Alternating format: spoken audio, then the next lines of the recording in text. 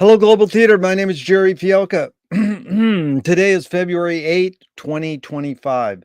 Want to thank Rob Grant and his amazing podcast. I'm probably wrong about everything. Please subscribe. It's an honor and a pleasure to be here with Douglas Kent Miller. Doug, where in the heck you calling in from? I am calling from Stillwater, Oklahoma.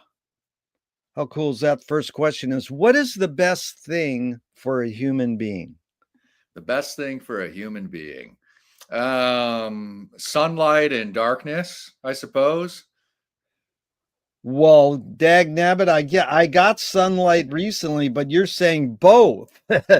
That is pretty heavy. And darkness, really cool. What's your favorite form of information? How it comes into you?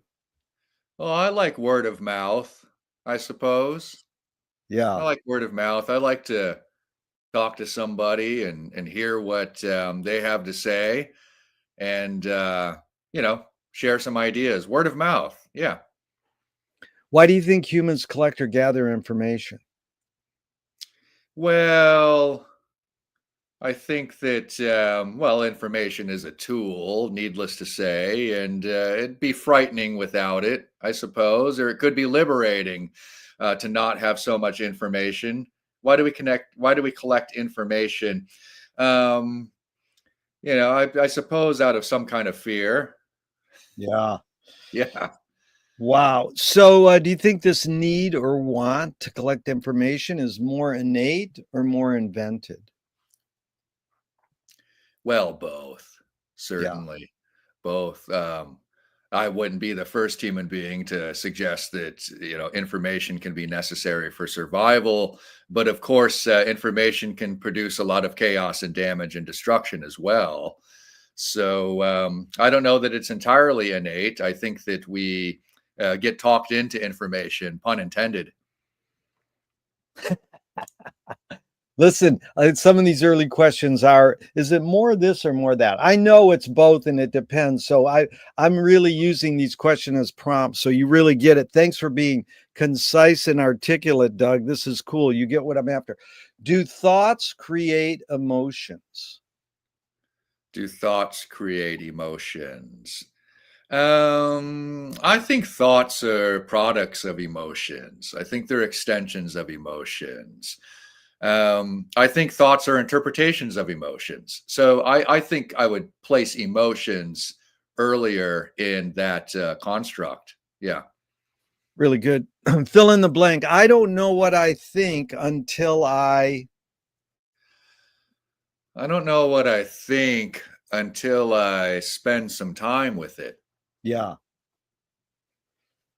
McLuhan says, I don't know what I think until I say it. Joan Didion says, I don't know what I think until I write it. Spend time with it. That's good. I like that. So, can humans think without language? Absolutely. Yeah. Um, I suppose, music is a language. My initial thought was, oh, well, yeah, music, come on. Music's a language, however, but music's a feeling too. Yeah. I think so. I think through music, I don't think music is only a language or necessarily primarily a language, although there's a language about it. So I'm going to say yes. Yeah. Yeah. I mean, it's like the tuba throat singers. They sing about three things: their boots, their horses, and snow. But when we listen to them, it's like transcendental, and it's putting us into, or like Brazilian music taking over America in bossa nova. We didn't have to know the lyrics. We just knew it sounded romantic and sexy. Yeah. Yeah. So yeah, Chomsky says language is not just words, it's a culture, a tradition, a unification of community, a whole history that creates what a community is. What do you do when language doesn't work? When language breaks down, what do you do? When language breaks down, what do I do? You know, I'm a person I think who relies a lot on physical expression. I do a facial expression. Yeah. Obviously, Jerry, you didn't put these questions to me in advance, so I'm responding in real time, right? Oh, no, Um, that's what I love. You're doing great, yeah, but that's amazing I physical like to speak expression. with my eyes. I speak with my eyes a Yeah, lot. It's a little sunny in here, but I'm yeah, very expressive with my eyes, I think, and I gesticulate a lot yeah, and try to communicate a yeah. feeling with my body language, somewhat intentionally. That's one approach. No, that was really good because you being a lecturer, I've lectured to art kids before, and I say something and they'll make the funniest face, and that might be them saying, "I like it, I get it," or they might go, "What the fuck is he saying?" So, the thing is speaking with your eyes is a good way because it's probably you it's like Groucho Marx saying, "Who are you gonna believe, my eyes or your eyes?" You know you know that's like eyes seem to be what you're implying is you can speak more true with your eyes. Is that, kind of, is that what you're implying? I mean, or you can be deceiving with your eyes, but that's like sort of harder to be. Is it hard? I guess the question is it harder to be deceiving with eyes or with words? That is a good question. I know over the past few days, I've met a lot of people in person for the first time. And, either people I've known for a long time, only over the phone or over email, or people I've never met at all, complete strangers to me. And I still do this thing. My eyes are very sensitive. Hypersensitive to light. So I'm one of these people who sometimes I take a few minutes to get my shades off after I get into the grocery store or wherever. And I'm not trying to look cool. I really, right. But when I was meeting people the past few days, I still do this thing where if I'm wearing a hat, I'll take my hat off. And if I'm wearing my sunglasses, I take them off. And I really want the person to see my Yeah, eyes. And sometimes if there's a question, right, initially as part of that introduction to a stranger or an old friend I've never seen in person, I still, if I don't know how to answer right away, let me take my sunglasses off and let you look at my eyes, and yeah, maybe you'll see an answer there before I open my mouth. yeah. Yeah. Well, that's because you had your big Jesse Ed Davis concerts a couple days ago, right? Yeah, Thursday night, just a couple nights ago. I'm still tired from it.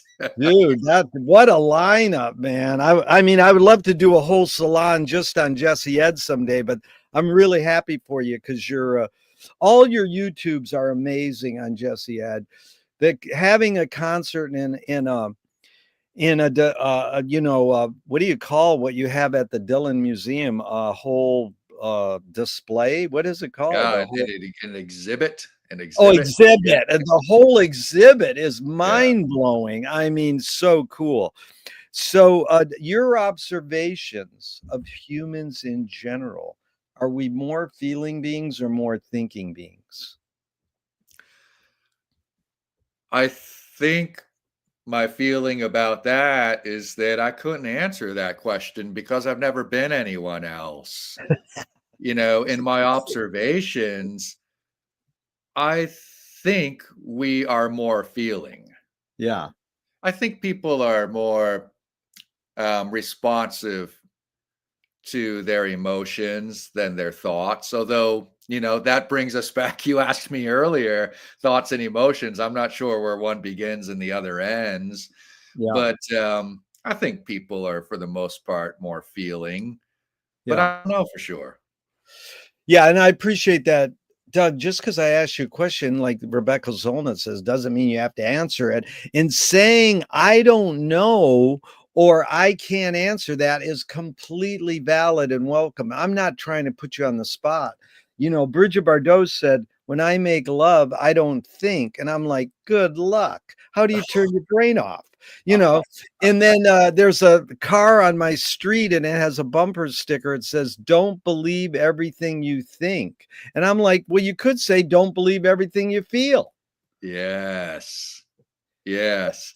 I teach history for a living, and sometimes students, like any professor, there might be a pause in the action. Like, anybody got any questions about the foregoing? And if a student asks me a question and I don't know the answer, I'll stand in front of 200 students and say, I don't know. And sometimes the response in their facial expression, "What do you mean you don't know? You're the professor. What am I paying for? Or what are my parents paying for? Or what are my student loans paying for?" Well, you're paying for some kind of truth, and the truth is, I don't know. And Beautiful. students are, that can be jarring for them. I don't think a lot of um, professors will necessarily tell them, I don't know. They'll instead try to tailor some answer or make one up on the spot. And I don't do that. It's really good, Doug. I'm really happy for you because that's the way. It's McLuhan's great line. You mean my whole fallacy is wrong? you know, I mean that it's human to not know, and that's what we're trying to unlearn everything we know. If you're really, striving. So these are two questions from Alan Turing in the 50s. One, is thinking a function of the soul?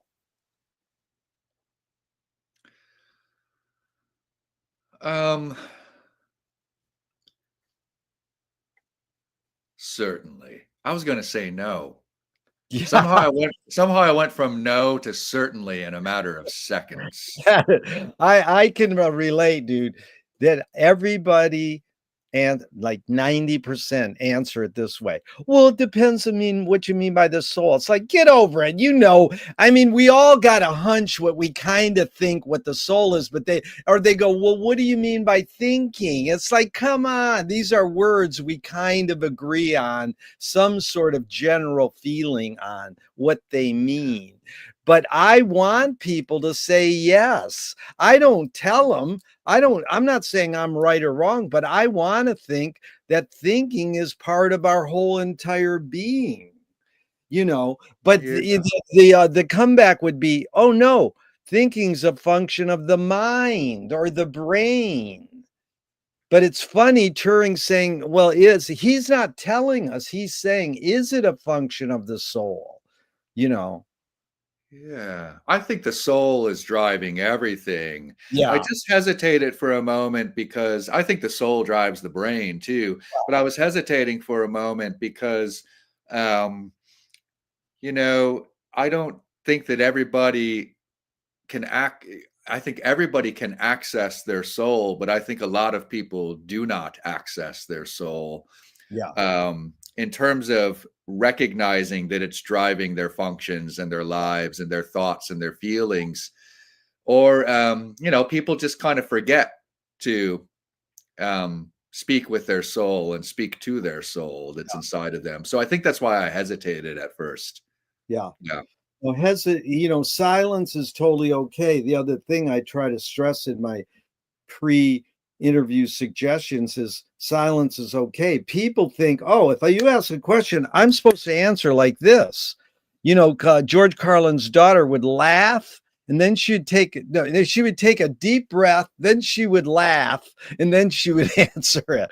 So it's like, to say, thinking or changing is totally cool. My mom said, yeah, if I can I ask you these questions? Yeah, but I might answer them all differently tomorrow. I says, well, that's all right. I'm not trying to hold you to them.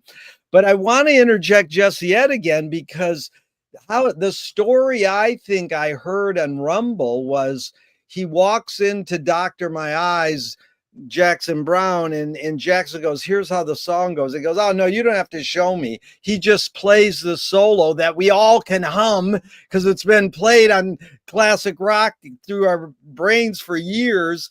And Yeah. and so, if Thelonious Monk says music is math, then he played that solo from his soul because he didn't, well, he has some sort of Rolodex in his head of licks, but how did he access that one? Was it more from his soul? You would think, you know, I don't know. I mean, what do you think? Absolutely. Yeah, Absolutely. Right. I mean, the story goes that, Jesse was scheduled for this session with Jackson Brown, who's making his first album. And they had met a few years prior, and Jackson called him in for the session, and they play the song that they had queued up.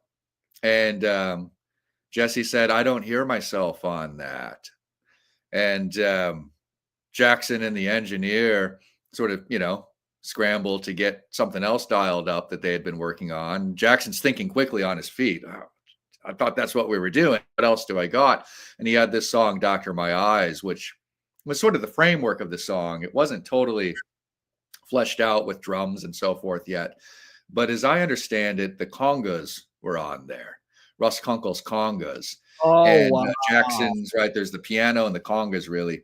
And what Jesse's perhaps responding to in that song is the congas. And so much so that I like to think that there's perhaps even some kind of feel coming from those congas that took Jesse back to the days when he was a dancer in the Oklahoma powwow circuit with his Yeah. Comanche father.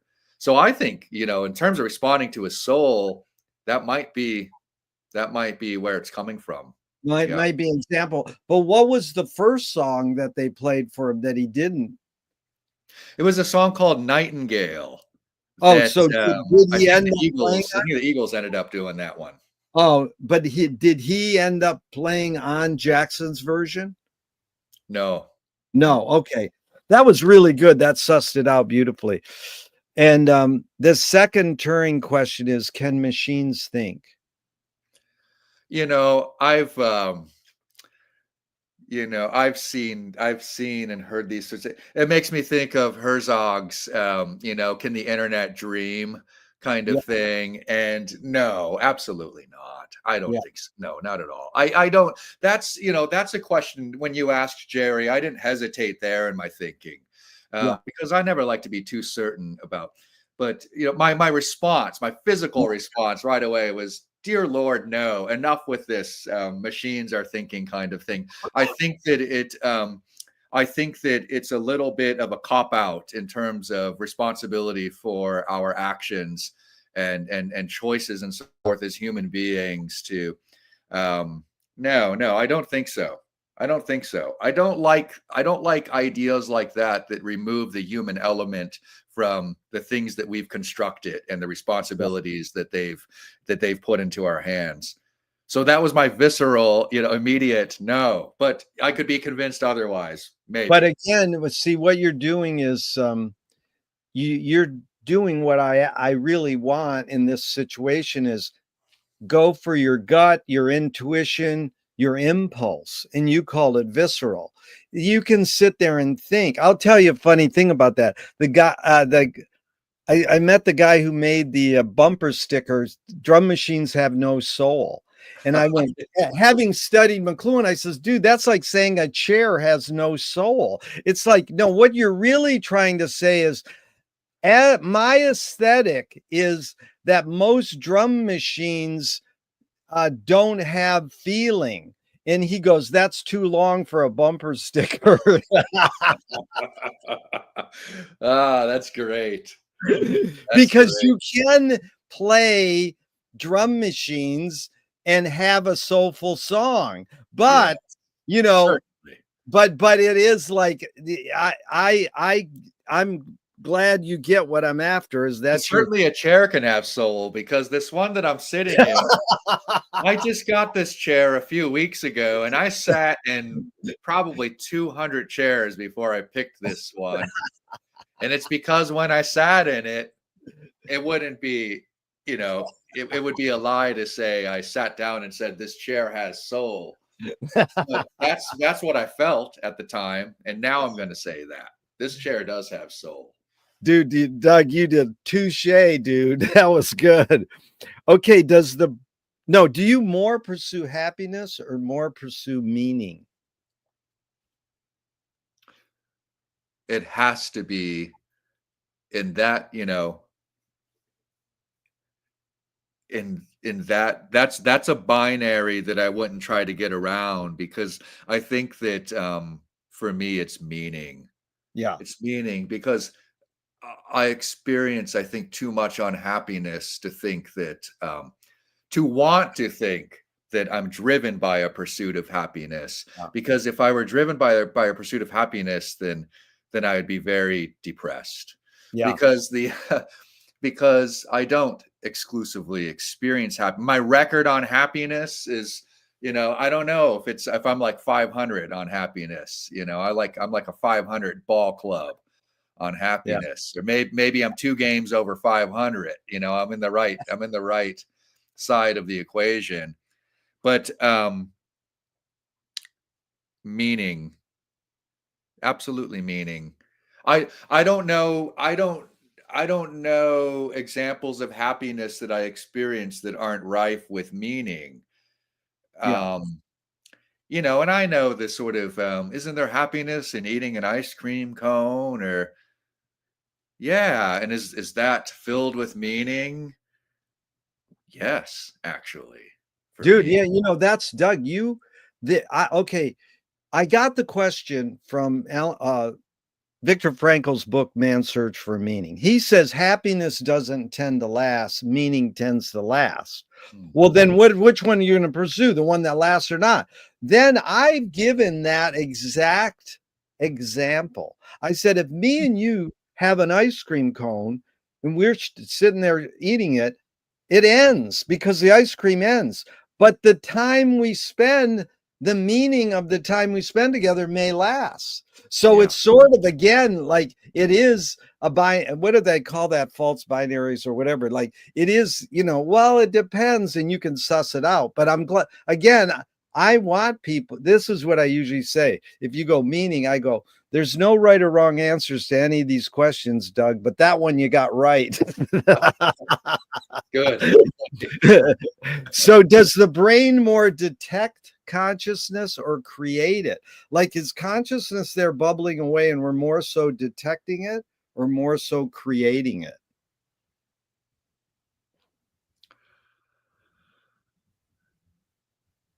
Well, I think that I think detecting it, because again, I think the soul comes before the brain. The brain is just, it's a part. Yeah. It's like it's like a carburetor or something. It's Yeah. like, it's a part, and the soul is, it's just not a piece. It's not a physical matter. Yeah. And I think the brain is part of a chain of signals, and it routes signals and so forth. But I think the soul is there first. And now, so the question, I don't think the brain, I think the soul is what is driving creativity and so forth. And I think Yeah. the brain is interpreting it. So I Yeah. think that, I don't I think that we are, as you said, interpreting or not interpreting. What'd you say, Harry? Well, the two verbs are, we more so detecting Yes. consciousness Yeah. or creating consciousness? I think detecting it. Yeah. Yeah, I think detecting sort of what the soul is. I think the soul is creating, and I think consciousness is a matter of detecting what the soul is producing, not the Yeah. other way around. Yeah. What's faster, speed of light or speed of thought? Yeah, I've never seen either one running by. Um, Speed of thought. Some thoughts are so slow, and the speed of light is so, it's fixed, right? But thoughts Yeah. are not. Yeah. So yeah, so probably the speed of light. Yeah. The poet, I'm glad you're laughing, man. The poet, that's where you're here to have fun, man. The poet Audre Lorde said, you can't dismantle the master's house using the master's tools. Her colleague Yvonne Rainer said, oh, you can if you expose the tools. What new tool do you suggest? Yeah, I know Audre Lorde's quote. I use it in my first book, not my Jesse A. Davis book, but my first book about indigenous urbanity. And I don't. I what my point is, and dear Lord, I want to be careful here. Um, I have immense respect for Audre Lorde's intellect and intelligence and contributions to thought, but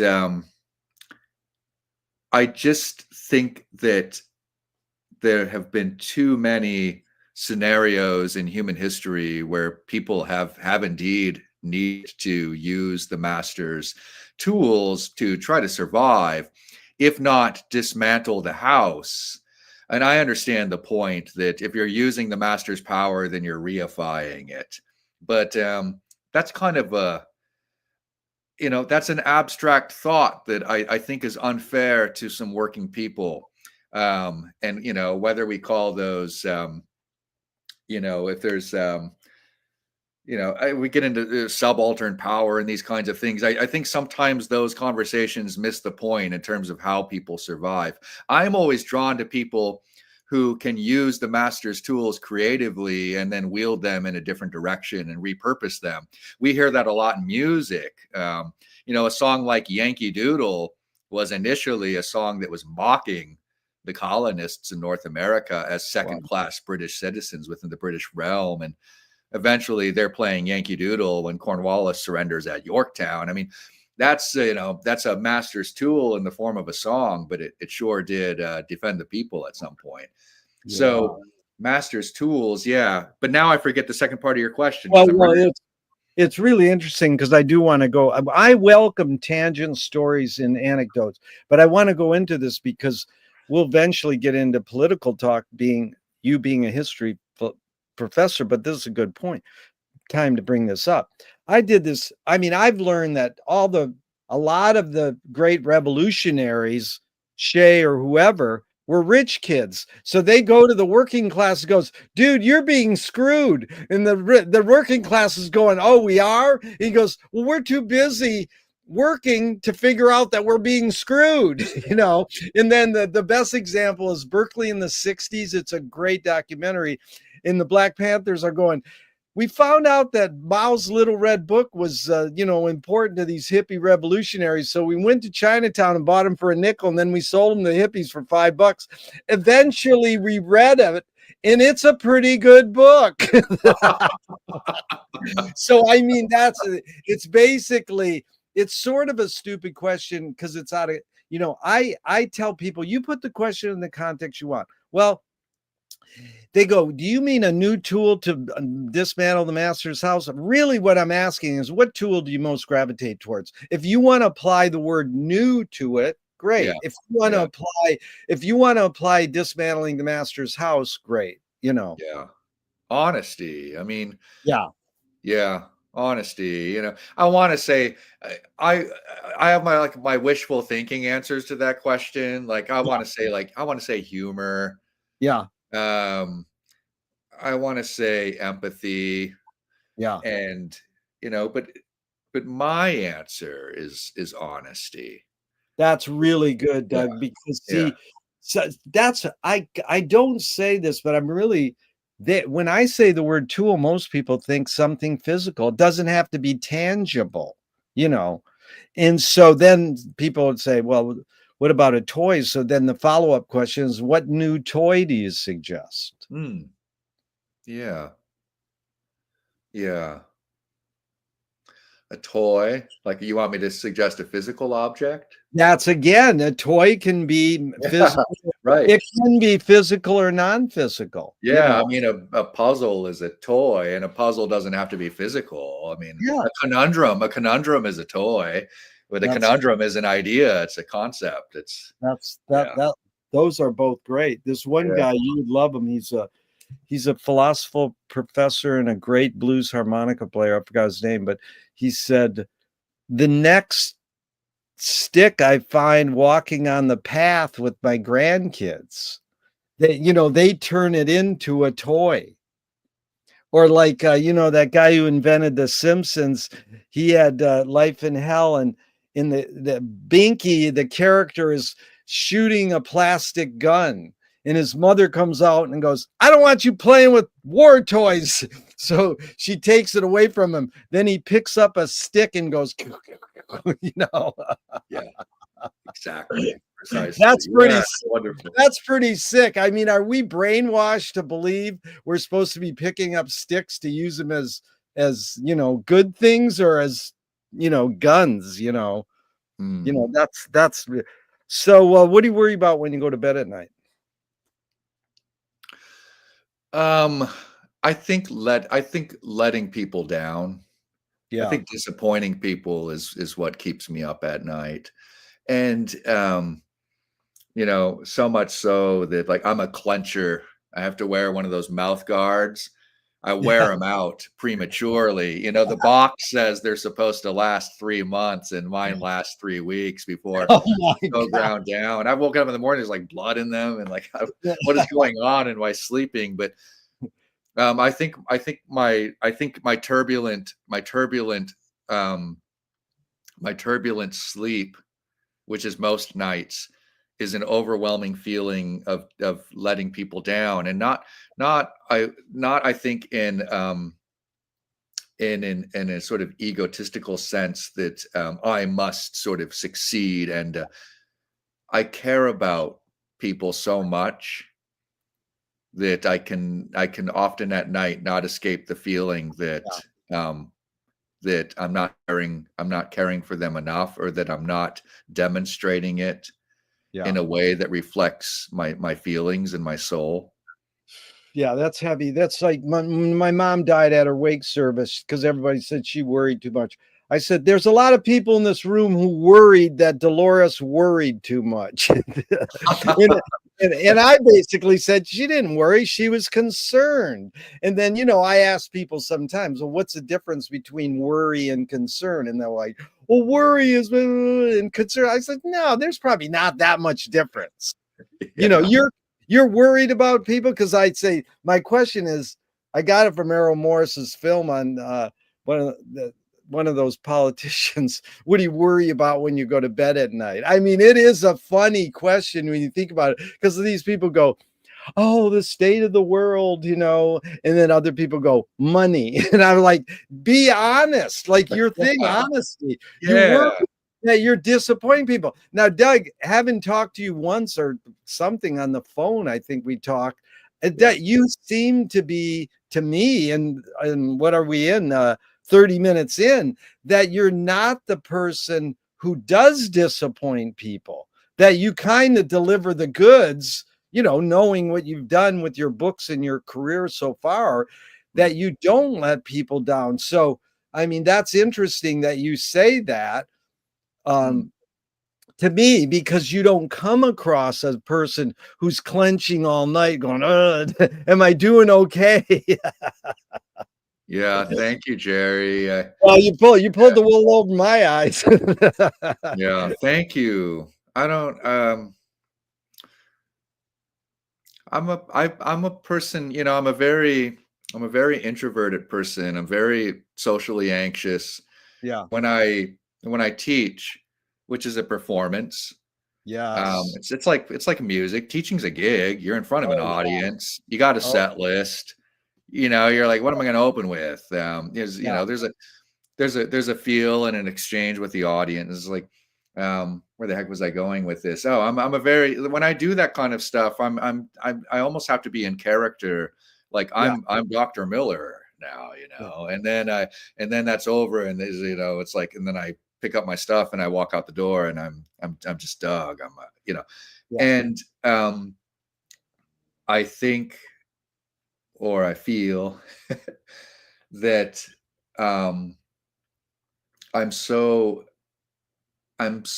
sometimes closed off, I think, as a friend and as a family member, and that I'm not telling people how much I appreciate Yeah. their love and their support. And I'm so grateful. I feel so fortunate. Maybe I am really happy. Maybe I'm doing a little better than 500 or 2 games over, Yeah. because I feel such an overwhelming sense of gratitude for the world and for the people in my life, that I struggle to feel like I'm ever doing enough to earn Yeah. it, and to deserve it. Yeah. Yeah. Yeah. Yeah, no, that's again, that's the bottom line. It's honesty. It's amazing. I feel I appreciate you're just laying your cards on the table. That's what I'm after in these interviews. Don't just give me, I don't say that. Go deeper. Don't give me your stock lines. Like people just want to, they repeat their mantra. And that's fine, but it's also like, well, what can we go deeper? And if the people don't, It's okay. And if they do, fine. It's not like I'm, disappointed, because basically it's just sharing conversation. So I appreciate it. So this is McLuhan learning from Ezra Pound, the poet, that artists, musicians are the antenna of the race. They're broadcasting and detecting the hidden psychic effects of our inventions. So we might learn how to cope with what we don't like about our inventions. So, Doug, I asked you the question Marshall probed his whole career. Why do we ignore the hidden psychic effects of our inventions, even though the artists are broadcasting them to us? Well, that's an I don't know question. Um, Not because of a failure to interpret it, but because it's just such a big question. It's a Yeah, vast question. Yeah. I don't know that we do ignore. I would yeah, I would put the question back to you, Jerry, yeah, and sort of in terms of yeah. to what degree do we ignore those things? How are Yeah. we sure? Yeah. Yeah, it is. It's heavy, because I do get that answer and I like it. It's like, just because I say, "Oh, McLuhan and a poet said this," it must be true. And people go, "We don't ignore them." Yeah, I mean, it's again maybe back to a word you brought up earlier. The answer I get the most is fear. Oh, we're afraid. So Dylan, he broadcasts. He says, "I'm just a radio and I'm just broadcasting this stuff." And so what comes out, the big movie, and it's drama. And it's like, wait a minute, is there something deeper that Dylan told us? No, they kind of want to make it feel that way. And I'm happy for the movie. I'm happy, blah, blah, blah. But in fact, Elijah Wall, the guy who Yeah. they both, yeah. Do you know him personally? No, not personally, Yeah. no. Anyways, I know him, and it's like, oh, now, Jesse Ed gonna be Timmy's gonna play Jesse Ed in the next movie, and they're gonna base it on Doug's book, and you're gonna go, I, you're gonna cringe. Like, that's what Hollywood's job is, to dramatize it. But do any of these movies tell us something deeper? Yeah, like Battle of Algiers was Mm, used by the Black Panthers on how to revolt and rebel, and it was used by George Bush on how to suppress rebellions. So, mhm. what did people ignore? I don't know. I mean, I think people do ignore artists uh in Mm. general, because it's chalked off as entertainment, you know. Yeah. But Yeah. maybe that's the way, and I'm just thinking, I mean, I was just thinking the other day about, like Swing Low, Sweet Chariot, yeah, the gospel tune, the old slave spiritual, yeah, being performed by the Fisk Jubilee Singers from Tennessee, who came out of Fisk University in Nashville, which was a freed people's school right after the war, established in 1866, and like an old military field hospital, like in a tent. And this vocal group of freed people were starting to travel around in the 1870s to raise money to actually make a school, and they would go around the country and eventually over to Europe even, and perform these songs for like a couple thousand people, like Swing Low Sweet Chariot and Wade in the Water and Go Down Moses and Follow the Dipping Gourd, and these audiences would just be weeping profusely out of some kind of sympathy and regret and sorrow and grief and remorse and some kind of emotional catharsis about, and this rapturous applause. And then as soon as the concert ends, the Fisk Jubilee Singers are like, okay, yeah, like they're right, like, well, let's maybe we'll get something to eat, or let's go get some sleep, and then right, and then they're like walking out the stage door, and there's some person pointing in that direction. Okay, well, the next town's that way. Be on your way.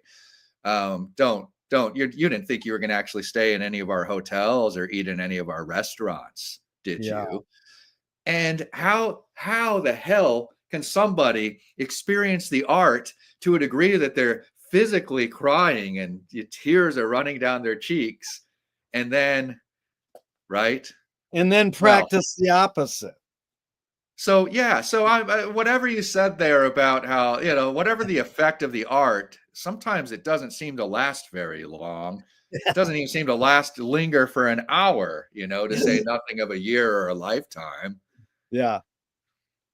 Pretty heavy, yeah, 'cause, it's amazing you picked Swing Low, Sweet Chariot, 'cause my wife is a pro jazz singer, and she's sung Swing Low for 35 years in a row in a music festival in Maine. Every year, she's like ends the festival by singing Swing Low, Sweet Chariot. So it really is a song that touches me, but it is you chalk this stuff up, and there's a great moment where George Duke is in a Zappa concert, and he's singing the blues like so with so much feeling, and then he goes, just like it did last night.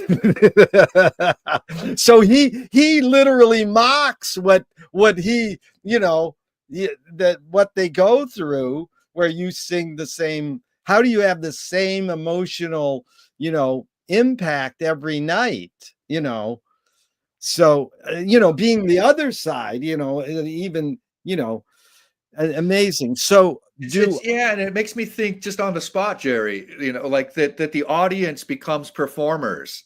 yeah, The audience becomes the performer in that scenario in some kind of, in some kind of paradoxical way that's ultimately regrettable, because again, the audience is like performing this grief for the practice of slavery in North America for hundreds of years, and oh, listen to these beautiful voices, how could we have done this?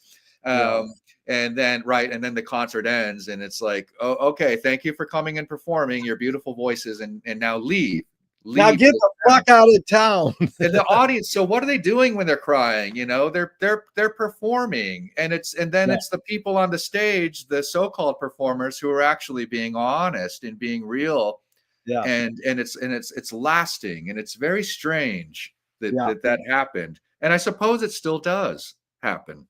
But we can only hope that it would lead to giving black people the right to vote, Right. and say, let's change this consciousness. And James Baldwin and all the great civil rights leaders, MLK. But two things you brought up.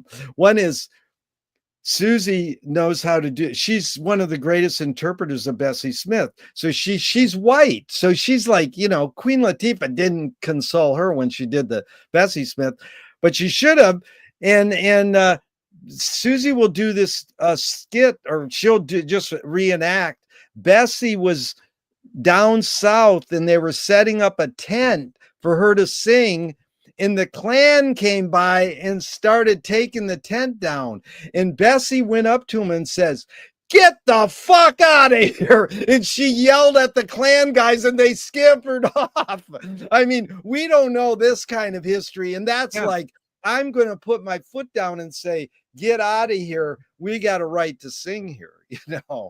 Yeah. I mean, Yes. those are the stories we don't always hear. And, there's a lot more, there's a lot of depth into how Bessie died and all that. So, she did face, horrible racist But practices. good for her too, in that, well, I mean, profound bravery, because Yeah, that's we it. won't pretend that the Klan could not and did not commit violence, but at the same time, I mean, it just made me think, like, Bessie Smith, just sort of in that moment, that fearlessness, Yeah, and looking at these folks as they're just, they're cartoons, and I say that not to not to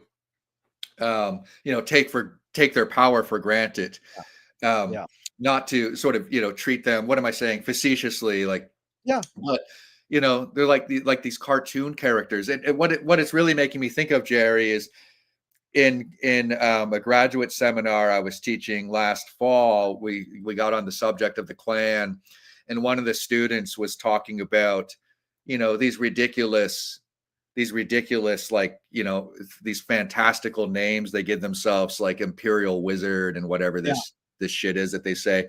And the student was trying to think of, like, one of these names, the dragon or whatever the shit is, and he said something like the whatever, like the, the something goblin or cyclops or something. And I started laughing and I had to like stop myself because we're talking about the fucking Klan and I'm Yeah. in a classroom with graduate students and I stop and tell the students like I'm not laughing because this is Yeah. funny, but I am, and just that this Yeah. shit, it's just so ridiculous. It's so, and the student Yeah. finished my sentence, and the student said, "You're laughing, Dr. Miller, because it's so fucking stupid." You Yeah. know, these sort of But it is. these cartoon characters that these people Yeah. become. Now they're dangerous. They kill. They hurt. Right. Yeah. But there's Well, something just sort of disarming in what you said about Bessie Smith. It's like, hold on a minute, time out. You're a fucking cartoon character. Get the yeah. fuck out of here, you Yeah. know? Yeah. But it is beautiful what you did there, because it goes back to your tool was honesty, and you go, well, I could say it's humor. And so humor is, when you're laughing, you're learning. So the fact that you laughed was, in my opinion, is that you were learning something. You were having an epiphany. When you're laughing, you're learning. But it's, again, the other guy I study a lot is James Joyce, and he has a line that basically says in Finnegan's Wake, he asked it as a question, are my consumers, are they not my producers? So that is the push and pull of the audience and the performer as being, it's like actually what McLuhan did with that line was he updated his most famous aphorism, the medium is the message, or the medium is the massage, to the user is the content. So Yeah. that's mid-career. He was, you know, revitalizing Joyce's, are my consumers not my producers? You know, Yeah. and so that's just interesting. That whole thing is like, how much could we gauge those people crying at those great songs by the Fifth Singers, helping them in their life and having having change of heart, and then their culture says, oh, you can't eat here, and I'll leave town. But You then, know, the Fisk Jubilee Singers, they did raise money on yeah, that tour and they did establish a permanent school, right? yeah, Made out of brick. And that building yeah, still stands today. yeah. And now that's back to Lord, using the master's tools will never There you deplete. go. Yeah. Yeah, That totally. school is there. And there's a cunning and there's a savvy, right? There's a strategy in there that I really admire about, you know, I, again, I'm not advocating for reifying the master's power and corporate power and things Yeah, of this nature, but I'm just really impressed by people who can get in there and sort of steal this stuff yeah. and use it, on a level that's a little less intellectual and academic and a little more just kind of personal and practical, yeah. And Go even take that stuff and use it. yeah, and even personal and practical. I'd add one more pranksterous, like Yes. Yeah. culture jammers impress me, because this one guy taught me the best. Vermin. I don't know his last name. I think he's a performance artist, political activist. He says at protest, you go up to the police line and you start chanting, give the cops a raise, give the cops a raise. Now, how is a cop ever going to beat the shit out of you when you're saying give me a raise? They probably, anyways, it is sort of like how you can flip that. And Yeah. when you're laughing. So here's the almost exact opposite. Like, do artists have moral obligation?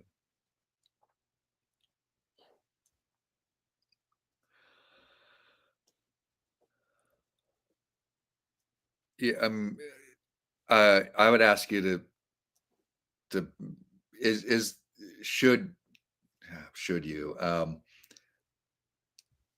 I wonder if the sentence is finished, if the question is finished. I mean, to moral Yeah, obligation to the community, to their art, yeah, to their that's what I patrons, get. to their, Yeah, that's moral what I obligation. usually get is, Yeah. yeah, it's the bottom line is most people say to themselves. But I mean, when Louis Buñuel and Los Olvidados has street punks beating up a blind guy, that's like, wait a minute, or any of the really radical artists, Pasolini, or people that, I mean, there's a ton of movies. I mean, the whole history of Hollywood is guns. It's like, do you have a moral obligation to, how about Marty Scorsese? Do you have a moral obligation to make a movie without a gun in it? You know, are you brainwashing us to believe guns are the way of the world? You know, and then the whole thing with your study in American Indians, indigenous. I mean, what did American movies, did they have an obligation to portray Indians? I mean, that's why I think Rumble Yeah. just blew my mind. I like, hey, I've studied rock and roll for 50 years. When Yeah. that woman, I wanted you to tell me if you know that woman. She puts that she takes the turntable Yeah. and she puts that needle on Charlie Patton Yes. and says, "Can you hear the Indian beat in there?" And I'm like, I never heard that. I was Yeah. fucking, it blew my mind. I goes, this movie, I don't care if this movie fails in some ways. Right. That such a victory for me to go, that woman, by placing the needle there and singing and walking you through it, taught me that. Man, I went off on a tangent, but I mean, I'm sorry, but it's like she taught me how important is something that I didn't see. So I guess it's back to the like, Yeah. Yeah. can the artist disguise their mission? And it seems as though it's not morally it's not moral, you know. Yeah. Well, I mean, a certain amount of art should be ugly. Yeah, The certain amount of the world is ugly, so the yeah, art should reflect that too. yeah, But that's a different kind of question or point. I mean, you know, Native American people in film, a moral obligation, yeah, and a social obligation and an economic obligation. I mean, Native people were producers in film. The Native people helped make Hollywood, not just as objects, but as subjects, literally as producers, not figuratively, but literally like the person behind the show is. And to come around 100 years later and see that happening in a few examples is somebody like Sterling Harjo making Reservation Dogs, an Emmy yeah, nominated show set here in Oklahoma about young Native kids and what their lives are like growing up. Moral obligation. Sometimes I want to meet people on that question halfway and say, oh, okay, all right. Right. We'll play into your hands and say, how about an economic obligation, right? yeah, I'll meet you halfway. You have an economic obligation, not just to Native American history and Native people yeah, but to yourself, because you've never tried to invest in some of these kinds of stories. yeah, And if you do, you just might find out that actually they can be popular. There is an audience for them. And, if all you care about is the economic incentive, well, that's going to be there too. And on the yeah, few occasions where some native producers and artists have been given an opportunity to work at that level, it's not like it's some, multi-million dollar loss or something. yeah, So sometimes the moral obligation part, I feel like we just start chasing our tail on it, and then I become kind of practical. I guess I'm back to the using the master's tools thing, yeah, and just say, all right, we'll set that aside for a moment. We'll probably never agree on an answer to that question. But if yeah. you want to play the economic game, well, you're losing there too, I don't know. No, that was good because you see what I'm after is me and you versus the wording on the question. So I want people to go, well, I would change your question or change the verb or change, do they have an economic obligation? You know, because it's so, just saying moral is very defining. And Yeah, most people go, and we all have a moral obligation. It's like, no, art should fuck your shit up sometime so that you yeah, might learn something new. But you know, yeah, that's like yeah. is little big man throwing the Indians a bone like, oh yeah, we put some Indians in a movie once, you know, or like that, you know, or you know, Yeah, my and the go ahead, Jerry. well, no, I just really want to know Marty's Wild Flower, but Scorsese's Flower Yeah, film. Is it, you yeah. know, did you being a historian of that ilk, do you give it a 8 on its moral obligation or Yeah. 5? Not Well, to put you on the spot, but I mean, you oh know, it no, was sure. I mean, I love to talk about that. I mean, yeah, Little Big Man first. yeah, It's you know what frustrates me about Little Big Man is that this sense that is that Arthur Penn? That's an Arthur Penn film, isn't it? that's Arthur Penn. Yeah. Good. And Yeah, that the sort of the conclusion on it, like the big insight, the big reveal when we talk about Little Big yeah, Man is that, hey, did you know it's an allegory for the Vietnam War? Right? It's why can't Little Big Man just not be an allegory? Why does it have to be an allegory for Vietnam? Why can't it just be a film about, George Armstrong Custer and yeah, Cheyenne people and so forth in the 19th century? I mean, it's like even there, it's like what I'm trying to say is that the the the the the value of Little Big Man, as we all learn it, is that it's an allegory for the yeah, Vietnam War. yeah, Well, what about the fact that it succeeds at portraying this terrifying scene of these people's village being raided yeah, on a winter morning, and the absolute chaos of that, and yeah, a violence that's so profound it's absurd on some level, yeah, and now to Killers of the Flower Moon. um you know it's an impressive film by some metric, by yeah, some metrics, plural, certainly. I mean, come on. I mean, it's a right? It's but it's hard to not feel like it was a missed opportunity in terms of how much money and resources were leveraged in that film, and that you have unquestionably one of the greatest directors in film history. I mean, it'd just be silly for me to suggest otherwise. I love Martin Scorsese's films. I'm sure like most people.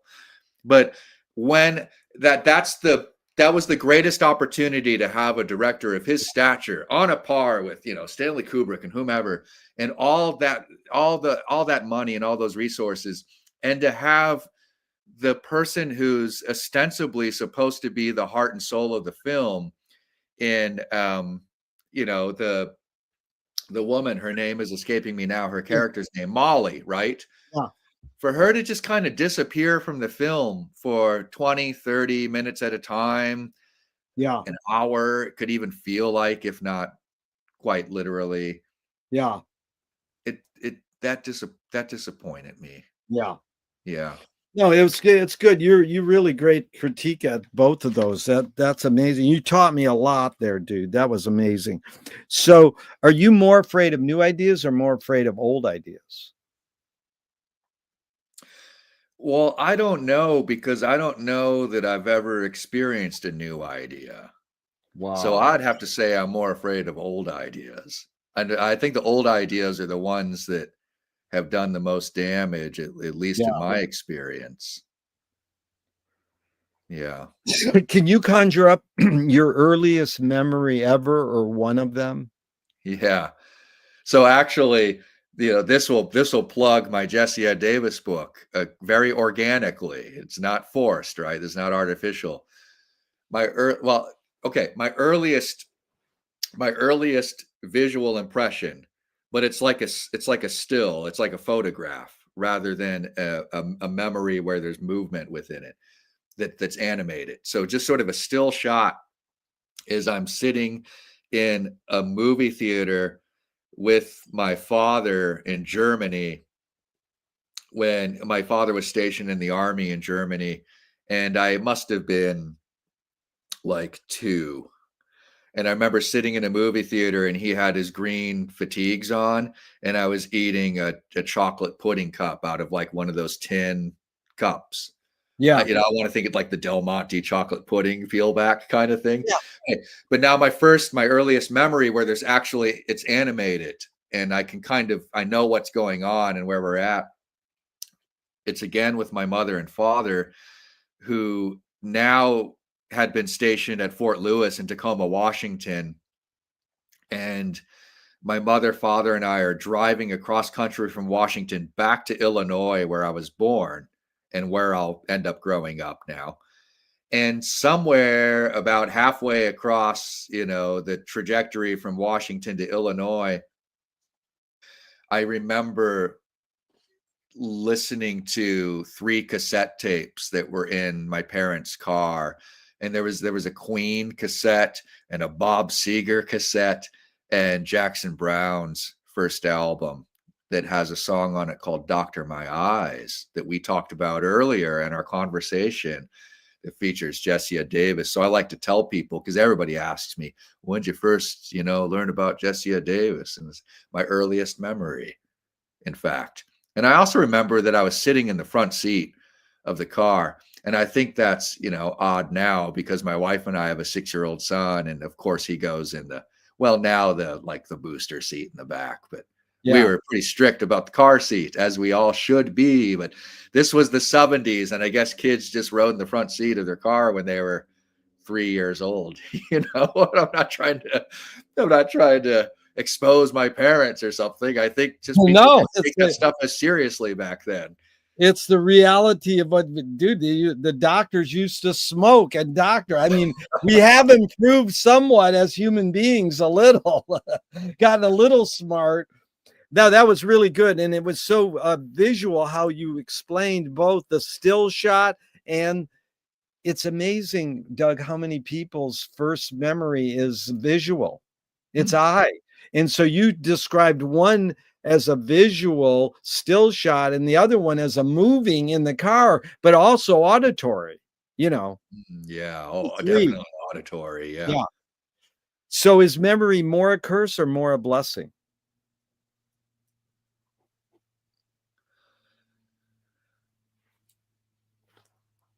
Memory is a blessing. Yeah. Thoughts can be a curse. Yeah. I don't think they're the same thing. I think memory is a blessing. I mean, we were just talking about films. Your memory is a movie. And if it has, and we were talking about history and we were talking about moral obligations and art. And if there's not some ugliness in the movie, then it probably wasn't a very interesting movie, and hopefully there's a lot of beauty and light in there too. But Yeah. I think memory is a blessing. I think it's the memory is just it's the story. Memories are stories, and Yeah. stories I can only think of stories as a blessing, even if they're sad ones. Tell me someone within your immediate family who had an impact on you, and what specifically was the impact? Yeah. Well, um,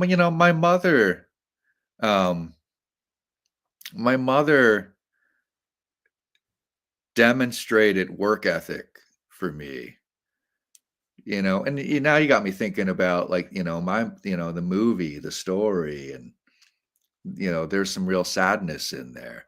And one thing that my mother taught me is no matter how bad the night was or how bad the day's going, that you know you go to work. And now that can even be in today's culture that can be interpreted as insensitive and even misguided. Yeah. I think we're in a place now where a lot of people emphasize the notion of taking a me day, and I need to sort of soothe my anxieties and I'm certainly sensitive to that. I'm not trying to be Yeah. insensitive to that, but I would sure like, I could use a me day, I think. Um, because I've certainly I think we've improved as a people in terms of recognizing the value of mental health, although maybe that's slipping a little bit recently. Yeah. But my long point was my mother taught me that you have to work. You have to Yeah. work. And maybe not in a romantic way. That's so here's what I'm trying to say. I'm not trying to romanticize that you have to work. I think we have a problem in the United States with our relationship to work. I think we could learn something from other societies about getting some time with a newborn child, right? Like some other cultures do, and having enough time to take a trip somewhere and see how other people live, and we'll call that a vacation. Um, but my point is, my mother taught me that not go to work in like a because you're going to be a good capitalist and consumer, and you're going to be a good right sort of cog in the go to work because you have a spirit inside you and you Yeah. have a will to survive, and you're going to go work hard. And that has made the biggest impact in my life. That's made the greatest impact in my life. Um, that's made the greatest impact in my life. I That's just the part. believe that I want to do things, and Yeah. I want to work, and I want to create things, and I want to have something to stand on in terms of my soul and these other things that we've been discussing. Yeah. Yeah, it's really heavy because sometimes I ask people, "Where'd you get your work ethic?" Well, 80%, 90% from my parents. And about the third paragraph down on work ethic in Wikipedia, it says, "This could be a scam from consumer capitalism." Because I mean, you redeemed yourself. It wasn't like I'm not working. I didn't get the work ethic to make money. I did it because to the spirit and the survive. The guy I interviewed yesterday, it was amazing. Part 3, he's a writer and a filmmaker, and he says, yeah, read, write, and don't quit. Don't worry. Or Warhol even said it better, or not better. He just said it well. He said, don't don't worry about what people think of your art, your work. Just keep doing it. And that is that. Yeah, go I ahead. love that because I think that's closer to what I was really trying to express. Yeah. That's why I kind of came back as like, I don't mean this. When you said, don't quit, I Yeah. think that's what when I say go to work, it's just a different way of saying don't quit. Don't quit. Yeah. That's what I really wanted to see. You don't quit. You don't quit. You don't quit. That's what my mother taught me. I actually like that more, Jerry. So I appreciate your follow up on that. Yeah. Well, dig this one. I met these two deadheads and they went to the sphere to see the dead and fish. So they weren't like stony nutheads. They were like, or whatever. They weren't stony. They were like mature people. They looked like deadheads, but they were very intelligent and could. I said, so well, tell me, what is the sphere? The whole idea of your neck, your neck and all this. And they were so articulate and they were so together as a couple. I says, how many years you guys been together? 30. I goes, 30 years you've been together. I says, how do you explain your longevity? And the guy turns to the wife and goes, I don't know. What do you think? She goes, don't quit. Yeah.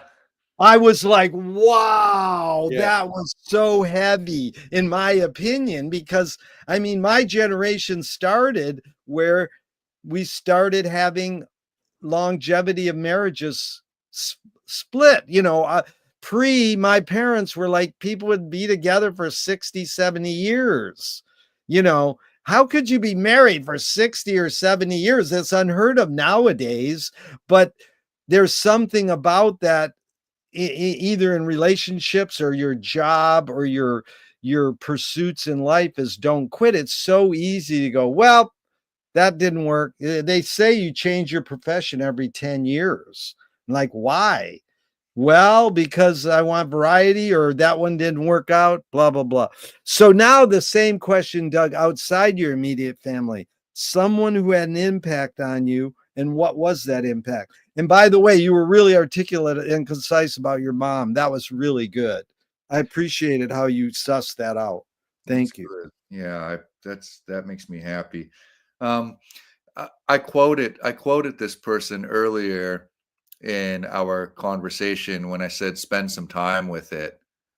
I had an English professor at community college in Illinois before I moved up to Minnesota and enrolled at the University of Minnesota. I moved to Minnesota as a musician first and foremost, but I was going to school on the side as a history major, largely because I didn't know what else to do at college. Yeah. And I was like, I was good at history in high school. I guess that's what I'm supposed to do now. But I was really invested in music. So it was kind of an afterthought for me until I had a bit of an epiphany with Native American studies and the Native American history. Anyway, the point is, I had an English professor at community college. His name was Erskine Carter. Erskine Carter. And I loved him. I really loved him. And he was that great. He was more than a professor. He was a guru, right? He was a mentor. And I was talking to somebody the other day about, now we have influencers. Like Yeah. there's a professional influencer, Yeah. and I said, I liked when we had gurus, because Yeah. influencers teach you how to be like everyone else, and gurus teach you how to be like yourself. And Oh my God. that's That is good.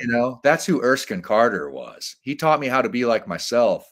And he said he would always say, spend some time with it. So I'd go to his office because I was really drawn to him. There's something about his soul that drew me in, and I just kind of wanted, like, who the hell is this guy? Where is it? And I'd go to his office, and he's like giving, here's oh, you're checking out Bob Dylan, huh? Where you at on that? Well, I'm like freewheeling Bob Dylan. All right, well, here's Highway 61. Okay, then I come back. Hey, I really loved that. That song "Desolation Row" is really okay. Well, then you need to read T.S. Eliot, right?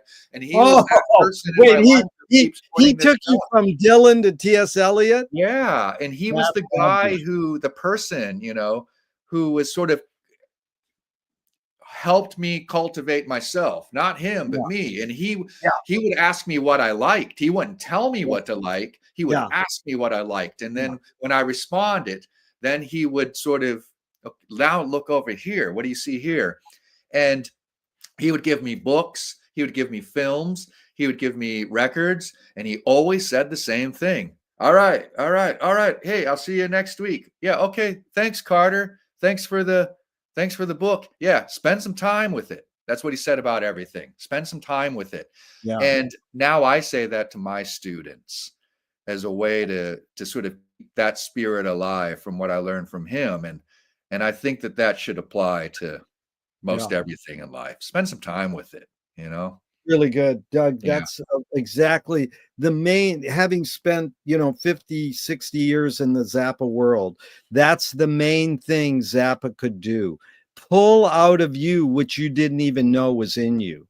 Just give you the doorway to go through and not become a clone and duplicate, but to find yourself.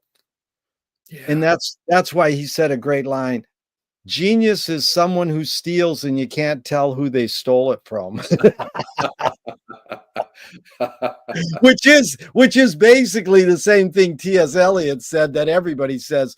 The mature poet steals, the immature poet imitates. Yeah. I love it. Did your parents raise you a particular religion? No, not at all. Not at all. Um, the only it wasn't a religious experience. I'm going to stop myself there halfway. The only, engagement with religion was like every Christmas we would go to the Lutheran church where, like, my aunts and uncles would go. and I just remember like lighting a candle and holding it with a little piece of paper thing above my hand so the Yeah. wax doesn't drip, like, Yeah. and lighting the candle and singing something, and that was it. And then, so then because that wasn't the house that I grew up in terms, there was, religion just wasn't part of our experience. Not religion, but what the heck do I want to say? Religion. I mean, that's different than spirituality or faith or what. Religion. We're talking about like, like I'll wear the T-shirt. I'm a Lutheran or what. Yeah. Um, so that I think that was good for me because then later I felt a little more inclined to want to learn about some different things and like this. So I think my friends get a kick out of like I'll tell them like, hey, do you know I was like a Bible scripture champion in like my sophomore year of high school? It's like, what? You? He's like, oh yeah, I had like a year where I was reading the Bible and exploring all that stuff and like. And then, then I spent a year reading some other stuff, and then a year reading some other stuff, and a year reading some other stuff. And my point is, no, I didn't grow up in a house that had any kind of defined religious position. And I think it allowed me the freedom to explore. And this is interesting because just the other day I was discussing Thomas Jefferson's program for his idea, his what am I trying to say? His idea, sure, for a public education program in the late 1780s, in the immediate aftermath of the American Revolutionary War. And Jefferson was trying to pitch a public education program to James Madison and his other colleagues. And he was stressing that the first thing you should learn is history. The religion stuff should be coming later. Like you should be like a late teenager before anybody ever tries to tell you about religion. And that Wow. even like arithmetic and sort of scientific kind of practices and stuff should all come after history. History should be the first thing that you're immersed in as a person.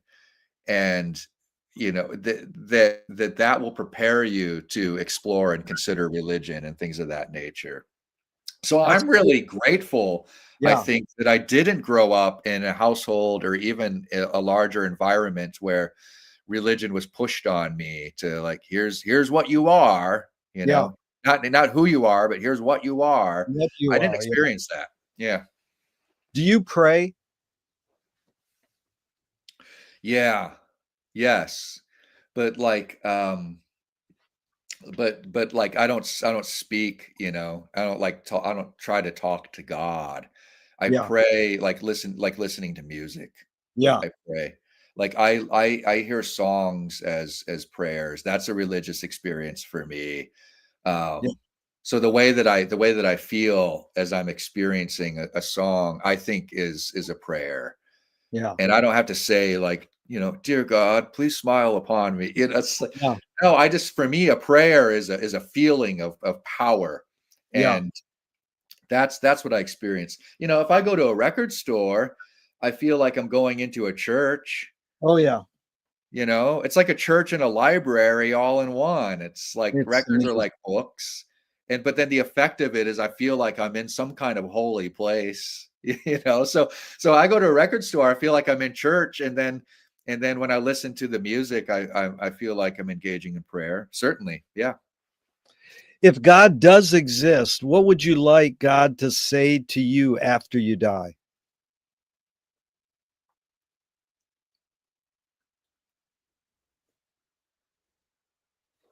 Um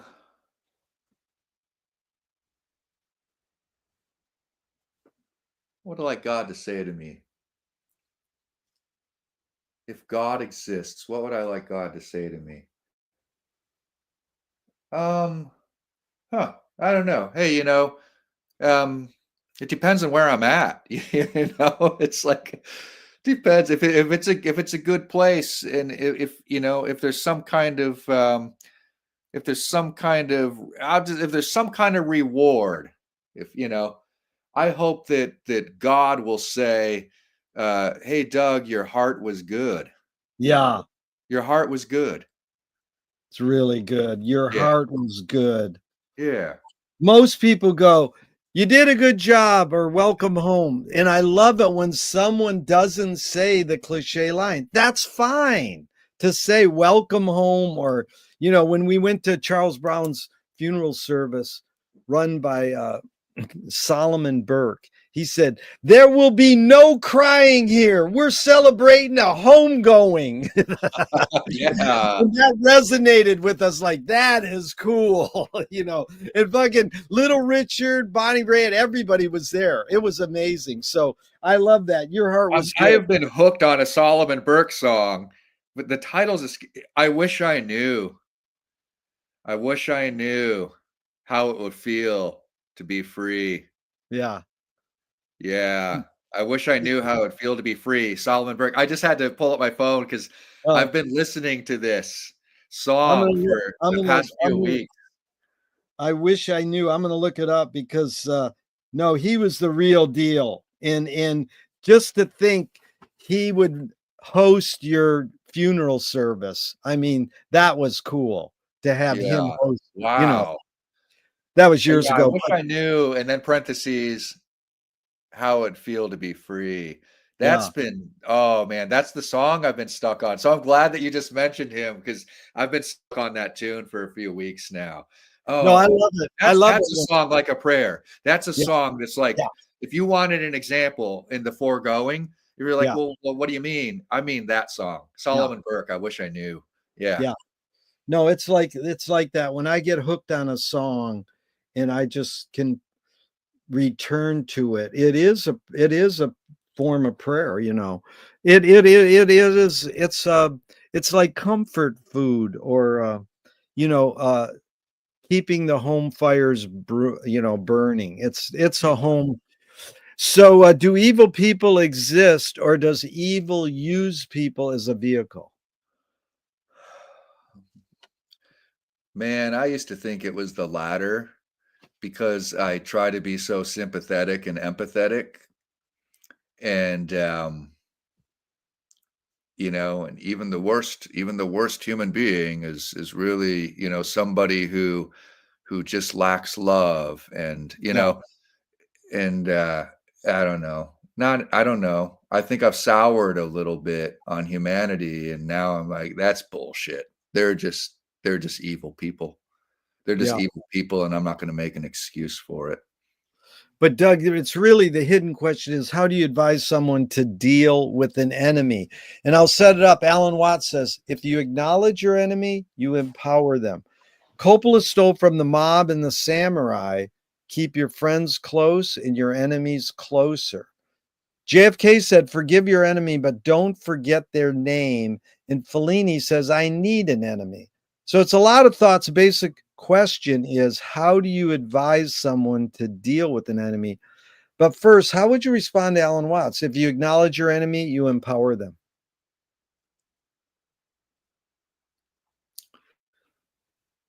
Yeah. I The only honest answer is that I've never been able to not acknowledge, Yeah, an enemy. So so I feel like that's the best I can do with that part because I've never experienced other I'm envious of people who cannot acknowledge, yeah, who can skip that part. I'm envious of it.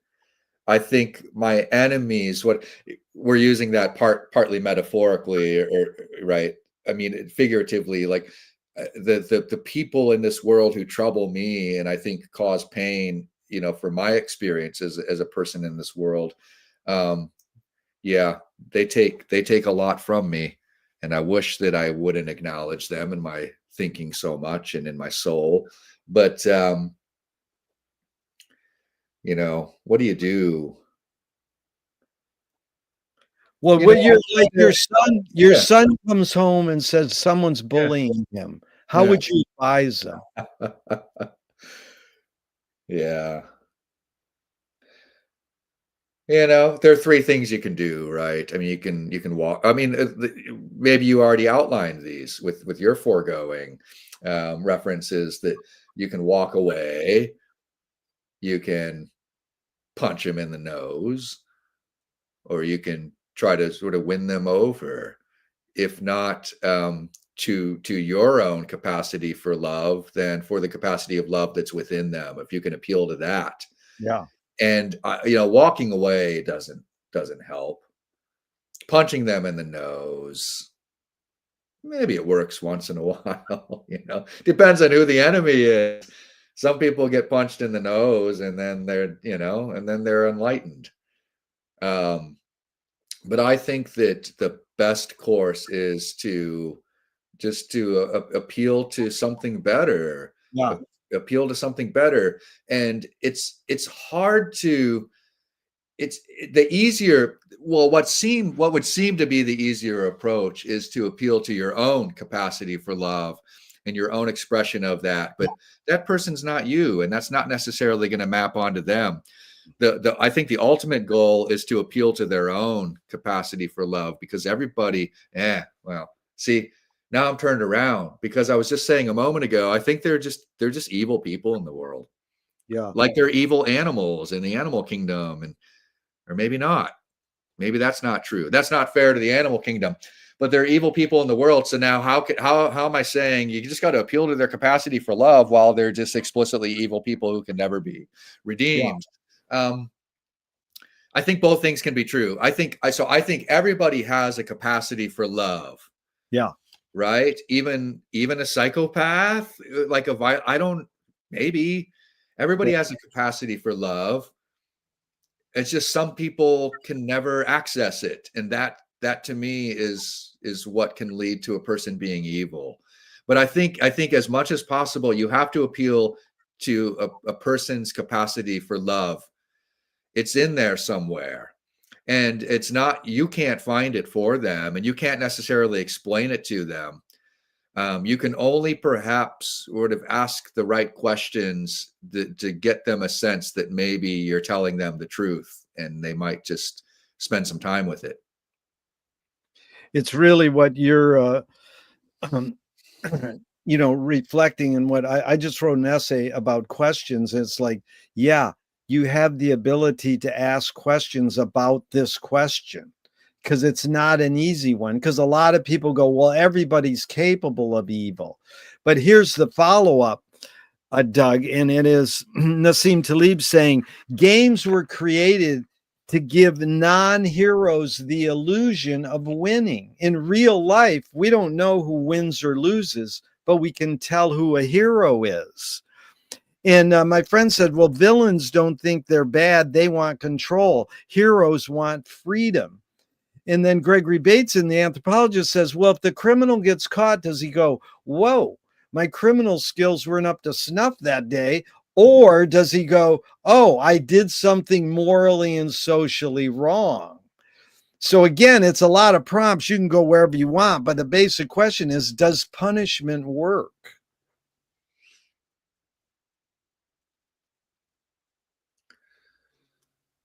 Does punishment work? Yeah, it can, depending on the form it takes and the Yes. context. I mean, what I'm thinking about is how um, I'm thinking of some recent examples of people lacking accountability for their actions. Like, Yeah. I saw something the other day where,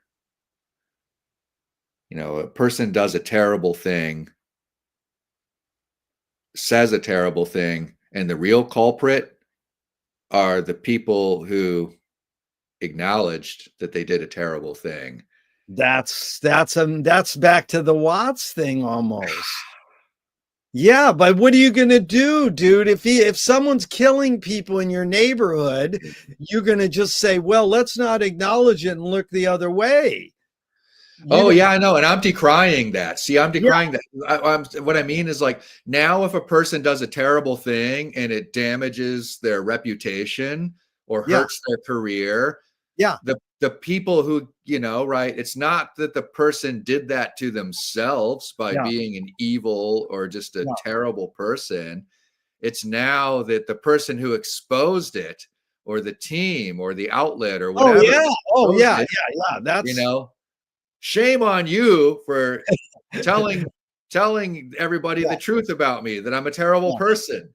Yeah. Oh, Yeah, yeah. The it's like, accountability thing is immense. And then so if you so punishment acknowledge doesn't work when you're dealing with somebody like that, that, because and they're it's gonna gaslight you. Yeah. yeah, and then acknowledging, then if you go, oh, I'm sorry, and then some people go, well, forgiveness. I mean, Mark Twain said it best: forgiveness is the smell the flower releases when the foot steps on it. So it sounds all goody goody, and it is. I think forgiveness is the key. But sometimes people go, "Oh, you fucked up really bad. Oh, I forgive you," and then it's all over with.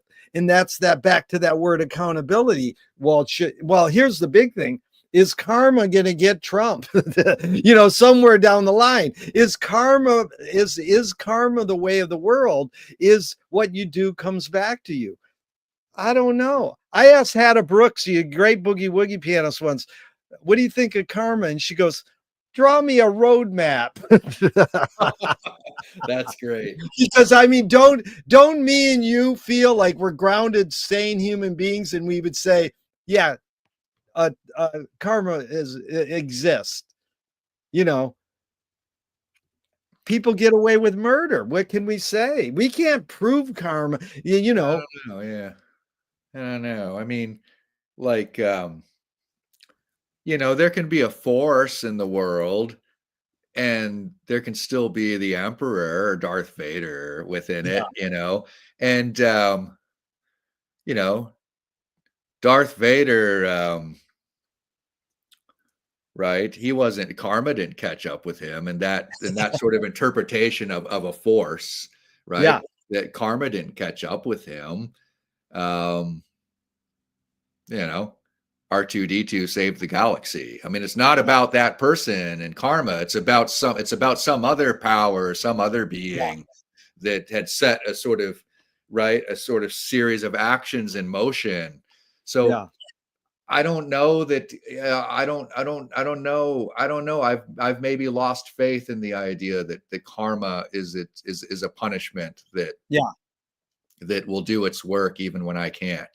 Well, I can't, because that's like, does punishment work? And you said it can, but then you went into discussion because some people say no, it doesn't work. Well, they know that you raising a kid, Yeah. you probably have to do some sort of, not so much punishment, but it's called rehabilitation. But when Well, I say the word punishment, see, I've never formed this question well. I took this competition quote and took it out of context. One person a couple weeks ago goes, those quotes don't apply to your question. But yeah. it's Well, sort of like, what do we do when the enemy succeeds, is what I'm kind of saying. yeah. When Well, punishment, like, I mean, I don't. I'm not a big advocate for incarceration and putting that's somebody in what a cage, that's because what yeah, yeah, but I that's mean, what punishment can just be like, a stern talking to, and it's yeah, from a person you really respect yeah, and admire, and they say, "Hey, you fucked up," and yeah, then that's punishment. That's punishment, and maybe yeah, you spend the rest of the day like, I didn't know I was fucking up, and that yeah, person told me, and I believed them, and now I'm going to reflect on it. But that's not the same thing as putting somebody in a cage. Back to indigenous peoples, Native American peoples in North America, they didn't put anybody in a cage when they fucked up. They didn't have prisons. There was no such thing. That was a foreign concept to yeah, indigenous people in North America, introduced by Europeans. yeah. Um, I don't think that's productive. I don't think that Yeah. improves things. No, That's that's it. yeah. The question, I have to word it something like, what is your strategies for rehabilitation? And it's like, teach Shakespeare in the prisons. What do Yeah. what about, I got to somehow form that question better, because a lot of people are like, no, the prison industrial complex in America does not work. But I got to interject this one, because you being a historian and music guy, you'll love. Harry Smith? Yeah. Yeah, okay. I'm reading the book about him right now, Oh Cosmic god, Scholar. he is the coolest dude ever. But I mean, if I got the story right, it sounds like something you'd appreciate, or he purposely got thrown in jails in the Southwest so that he could learn those string tricks from the drunken Mexican dudes who were in jail. So he goes, well, that's where the guys who know those games with string are, that you can find them usually in the jail. So if I get busted, I'll be thrown in jail with these guys who can teach me that. Wow. To Wow. me, that is like a true artist. Well, if it means I got to go to jail to learn this, I'll do it. Sure, absolutely.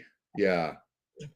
Well, truly fearless in their artistry, right? Yeah. Yeah.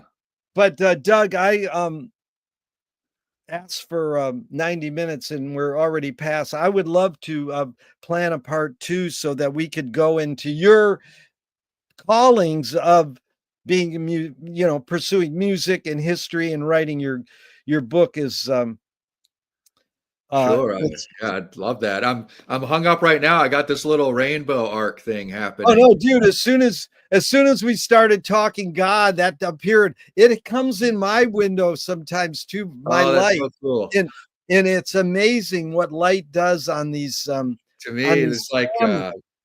you remember, oh, of course, you're in Venice. Tim Buckley, Yes. Frank Zappa, of course, had connections to Tim, well, right? With there's that Tim Buckley album, Happy Sad. On the back cover, it's kind of like, I think he's kind of like this, and there's like this rainbow streak. It keeps making me think of this Tim Buckley album. Yeah. Amazing. Yeah. Anyhow, He yeah, was on Frank's label, and a friend of mine played bass with Jeff Buckley. What an amazing father-son. incredible. Yeah. And I know you got Graham Parsons there on your t-shirt.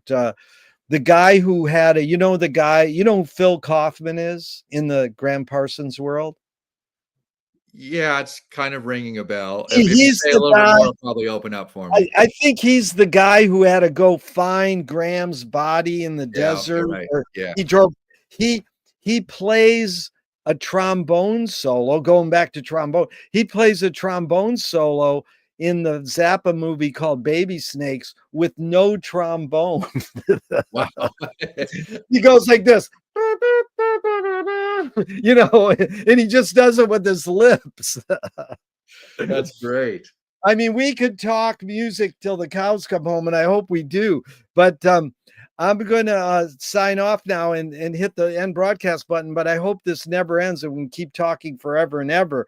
Doug, this has really been enlightening, and I really appreciate everything you do to go deep into Jesse Ed Davis, especially because just to let you know, the Venice Heritage Museum is really an amazing place in our little hometown. We got a museum for our history, and I'm able to do this salon once a month where we review all the street musicians. Now we talk about political issues and other issues, but we're trying to get through it. The 10th or 11th one is in a couple weeks, but we go alphabetically through this list I tried to form. And I was so happy when you were able to confirm, because like I said, no one's really confirmed that the Doors played on the boardwalk. There's two columns here. There's the musicians who lived in Venice, and then there's the musicians who played on the boardwalk, Yeah. played music. So when you could confirm that Jesse Ed did, and I goes, what's your source? And you go, Bill Bentley from the LA Weekly. I goes, oh, that's a good source. Yeah, absolutely. Yeah. Among others, I think a few other people would confirm that too. Yeah, yeah, Yeah, Jesse had a kid. He called his son, who was one when Jesse sort of came into the right. picture and sort of raised him. He confirmed that too, and a few others. Oh, But he yeah, did Jesse was too. there. Oh. Yeah, And is he still around? Where does he live? Where's the son sure. live? He lives in Los Angeles. I just saw him the other day here in Oklahoma. He was in Tulsa for the concert the other night. Oh, Yeah, how cool. Billy. Billy, good guy, great guy. Billy the son, yeah, that's good. Yeah. And so, thanks again, Doug. Thank This you. was This was really enjoyable, Jerry. Quite sincerely, very sincerely. I yeah. really enjoyed our conversation. You got me thinking. Well, we'll continue part 2 somewhere down the road. We'll pick a date, and I look forward to that. Thank you so much, Doug. Thank you, Jerry. All right, later.